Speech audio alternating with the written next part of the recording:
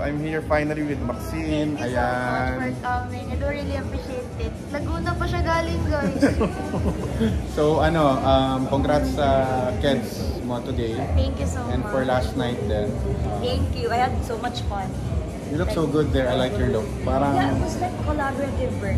Oh? Kasi, I was the one who told my stylist na, can we just like have a breakdown? Kasi parang mag-up na tayo so that balance siya. Sige, okay, go! Tapos yung neon green, sinimulan lang din ng stylist ko. So we were just like playing around and I was like, sa makeup artist ko, sabi ko, Achi, can we put like some gems here? Para medyo futuristic talaga. Para balance lang din. Medyo hindi gano overdressed tayo. So dito tayo babawi. So like, collaborative talaga siya. And I was so happy kasi this is just so amazing na maganda yung output pagka-collaborative talaga. So, kamusta naman? Anong nangyari ba talaga sa Robsy? I think everything happens for a reason and maybe how will I say this na hindi nakaka-open or what? Let's just say kailangan lang namin pumunta sa iba't ibang path na being, you know, independent. Pero are you still friends or do you still talk to one another or hindi na? Nung tinapos namin The Chosen One, there was like one scene there na I need to push him. So, as, you know, as an artist who's, you know, aiming for professionalism, I approached him like, I will push you, is it fine? I will push you like this one kasi yun yung kailangan ni direct. And he was like, yes. So yun yung mga talk namin about work talaga. Sa mukhang professional na talaga, yung relationship niya. Pero before, mga kilig-kilig pa yung mga tao, ano? So right now, sino naman yung nagpapakilig sa buhay niya? So kailangan showbiz talaga. Wala, kasi... I mean, kahit crush lang. Siyempre meron crush? Wala akong crush eh. Sino ba crush ko? Wala akong crush ngayon. Feeling ko, mas nagpo-focus ako kung paano yung self-growth ko talaga. And yun nga, yung mga kailangan kong i-explore and gusto kong i-explore kasi I don't know, it's just, I'm just so obsessed when it comes to exploring new things, content creation, making contents, gano'n, YouTube channel. So, parang wala akong time. Galing mga sumayaw sa TikTok mo, millions of followers. Thank you so much po. Maybe because when I was young, dance na po talaga ako. Pero you were a TikTok sensation before ka pumasok sa PBB, di ba? They said, because it was just like ano lang po, for entertainment po. Pero like, dun nga daw po ako na-discover. So, how young are you ba? 20. Oh, hindi halata. Alam ko teenager ka pala. Biglang nag-post. Talaga, 20 ka na pala. Dapat di mo aminin. Ganun na. Kaya nga actually yung sa Magic Hurts. Pasado ka pa rin sa mga 14 to 16. Yeah, actually po. Yes, kasi ang showbiz age is different. Yes po. And then before, I cannot deny that before I was like so excited to be like parang magdaligalig doon. Pero nung pumasok sa showbiz and Direct Lauren was keeps on saying na Maxine, hindi ka magmamadali. I like your face na maliit. Gusto ko lagi ka lang ganyan. Tsaka wag ka magmadali kahit sa mga birthday greetings niya sa akin, gusto niya, hindi daw magmamadali. Lagi niya sinasabi. So kung teeny bopper roles, pwede mo pa rin gampanan, di ba? Kaya-kaya. Teens, kaya mo pa rin, di ba? Kasi yung dating mo, kaya mo pa rin act yun. You can still look the part. Yeah, actually po, kasi po, yun din yung sinabi ni Direct Gabby Ramos sa Magic Hurts na upcoming film. Kasi Bieber is 17 years old. Mutya is 17 years old. Ako ay 20 years old. Pero yung mindset mo, you can think like teenager pa rin, di ba? Or kaya naman? Yung mindset ko, yung sa acting. First, as a acting, well, for me, pagdating naman sa workshop, kailangan versatile ka. Kumbaga, kung anong age sa'yo. Kaya nga nagkakaroon po ng workshop kasi at least, kailangan mag-explore ng iba't ibang characters. So I can really say na, yes po. Yeah, I was so happy nung nakita kita, you tried for Tabing Ilog. And I was hoping makapasok ka rin. Yeah, I auditioned for Tabing Ilog, but I wasn't able to make it. I got a call back, but sa next na, hindi na. Pero I cannot deny po na I was like sad for like 2 consecutive days. Kasi to be honest, I really wanna, you know, enter musical theater. But it's something na parang, yun nga, everything happens for a reason and things take time. And aminado naman ako na medyo may kulang pa. That's why it's also a sign for me to strive more and also to accept constructive criticism kasi personally marami pa akong kailangan i-improve and yun naman po yung ginagawa ko ngayon. Maxine, you're very approachable now, you're very nice to everyone. I hope pag sobrang sumikat ka na, you stay the same. Thank you. Thank you so Actually, much. alam naman ng marami I support Kisses and Vivory. Kaya kita na-meet kasi nanalo ko sa Pi Channel ng raffle. Buti nakapunta ako sa area na yun. Oh, yeah. Tapos That was... pinatawag kita, si Maxine. Kasi I also interviewed Rob before. Kilala ko yung mga other managers niya before. So, sa birthday ni Jasmine Henry, na-interview ko si Rob. So, I thought I was gonna interview you as a love team before. Pero hindi na. So, I interview now as a solo artist. Pero I'm still happy to have met you and I want to support you.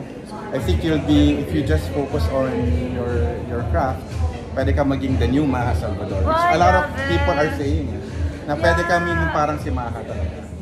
So, for me, Miss Maha is Miss Maha. Pero I really love how she dances din. And also Miss Sarah Geronimo and how she performs acting din. She's like, si Miss Maha. Pero you've heard those comments na people are comparing you to Maha.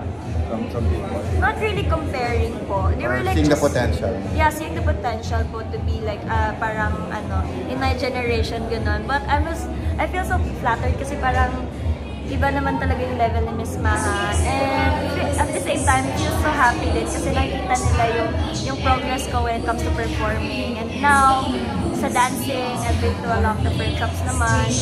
Sa acting, I'm so happy kasi kinukulit ko si Direk Ryan. I was like messaging, Direk, how are you? When kayo next workshop natin? Kasi it ended na po. So, Diba parang P-pop group ka rin? Yung parang di naman, for one event, parang nag-join Fortus ka? yeah, that was from Pi Channel's show. It's Kung Sakasakali. So, Kung Sakasakaling maging P-pop. So, I'm so blessed din. Super happy kasi parang for a day na experience ko maging P-pop idol. And I'm not closing doors naman to be So willing ka maging part or parang for a series or something? P-pop group or solo P-pop artists like AC Bonifacio and Hazel Faith. They are parang solo P-pop artists sila.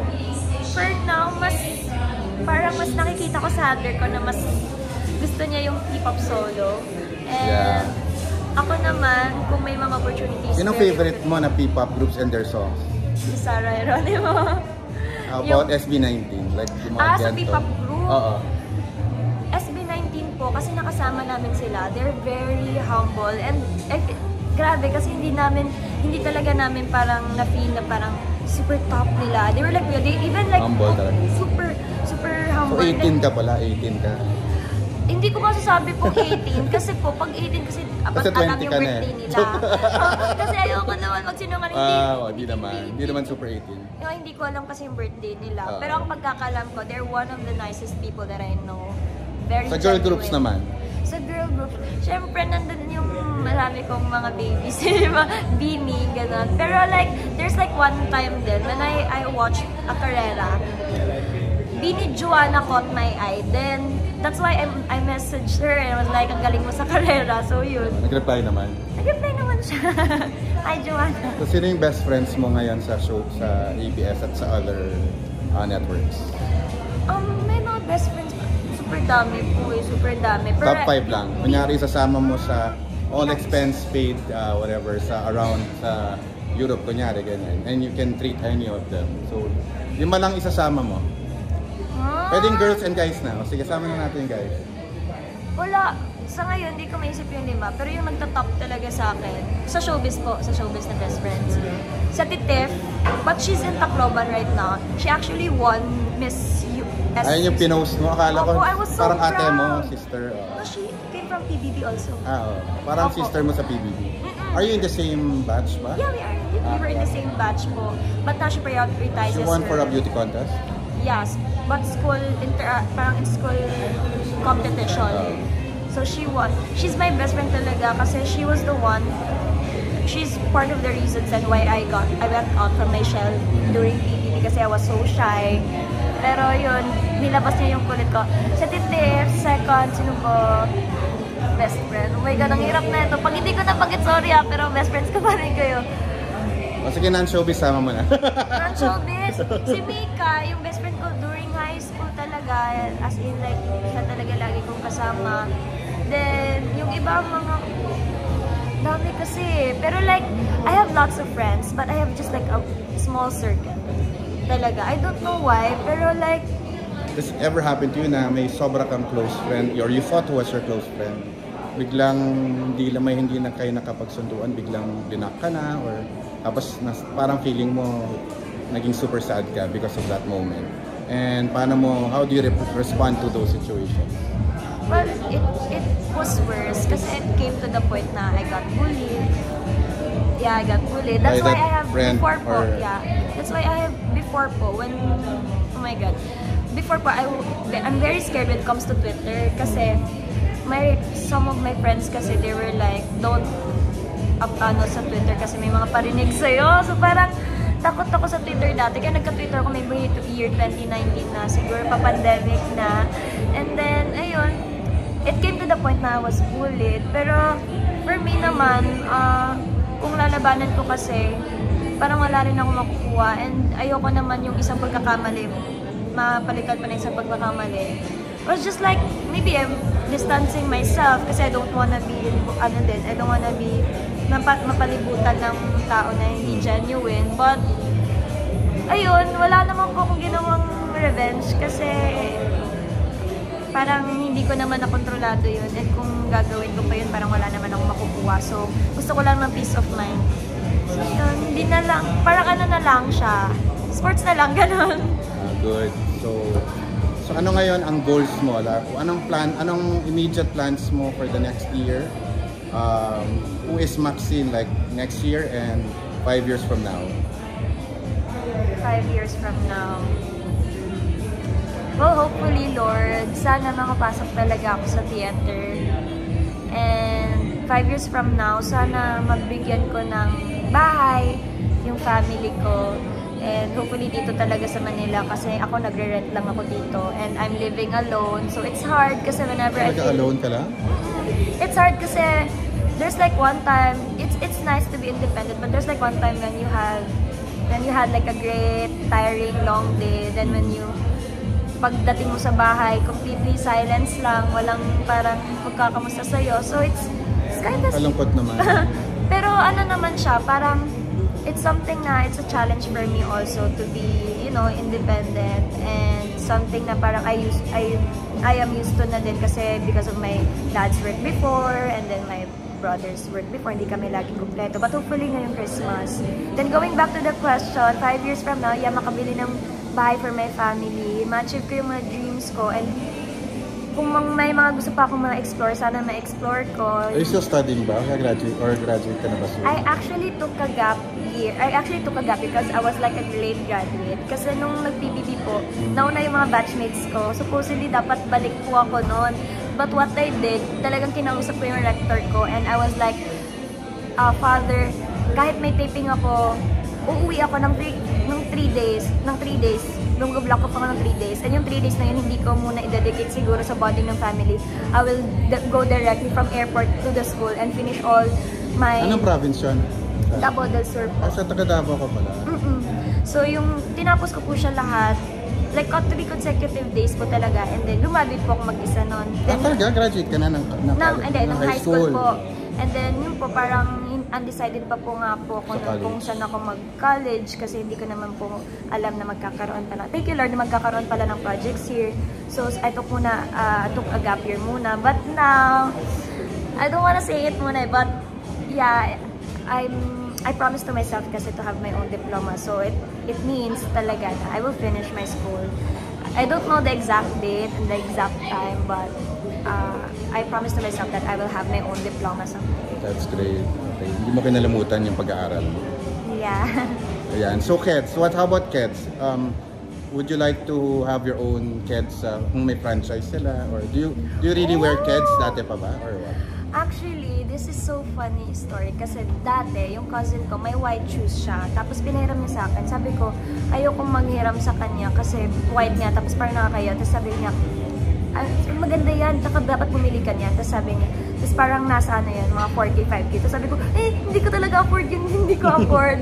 So maybe that was 3 years ago. Sabi ko, hindi ate, hindi talaga. Kasi parang bibili ko lang dati. Siguro mga 300 pesos, ganun. Pero ngayon, I'm so happy kasi imagine, same brand pa talaga yung pinag-usapan namin. Kasi sabi ng cousin ko, someday, makakabili daw ako noon. Ngayon, endorser ka for today, no? Yeah, but thank you so much. Kaya, ayun, gabi lang talaga si Lord. Amen. I'm so happy for you and I'm happy to finally interview you. Hopefully, it's not the last time. And it will never be the last time. Thank you so much. I really Ayun. Anong message mo sa Rob Zine supporters and sa solid supporters mo? Sa supporters, to my supporters. Yeah. To everyone. To my supporters. Let's start first with your yung love team na wala na. So anong masasabi mo sa kanila? I will forever be grateful. You know naman na since day one, I really love you all and I do appreciate every single thing that you did, every single thing that you're still doing for us, even though we're, taking a different path. But know that walang magbabago. We're very grateful. I know he's also grateful too. And ayun, sana mag-ingat din kayo palagi and love na love din naman namin kayo. To my solid berries, ayan, thank you so much. Sama na ako doon. Thank you. Oh my God. Thank you. I didn't expect po talaga. Kasi parang parang super baguhan pa po ako. I mean, parang hindi ko po nakala na si Kiss Zine yung isa isang supporter na Kisses din. Yeah, I actually saw some of her tweets. Yeah. Ayan po, to all of you, very... Nakamiss din si Kisses talaga. Yeah, super natutuwa ako sa mga TikTok videos niya talaga po. Alam niyo pa ulit-ulit, pero hindi ako nagsasawa kasi ang cute lang talaga. Sana magkasama kayo pag nagpakita siya ulit. Hopefully. Sana magkita kami soon. Ayun po, to my berries, to my solid supporters. You know naman na I am beyond grateful. You're not just my lucky charm, but you're a blessing to me. I know man na minsan busy kayo, but know na naiintindihan ko and lagi lang naman ako nandito din para sa inyo. And thank you so much kasi for being patient kung may mga kulang pa sa akin. I will try my best to be a better person and to be a better artist or to be a better artist that you are supporting and to deserve your love and support. And I hope that kahit sinusupport nyo ako, hindi nyo pa rin kalimutan na alagaan yung sarili nyo, lalo na yung mental health nyo kasi I truly believe talaga na I am happy if my loved ones are happy and you are all my loves. You are all my love. Thank you so much. Thank you po. Okay, congrats sa Keds for having her and thank you for so much for coming. Maxine.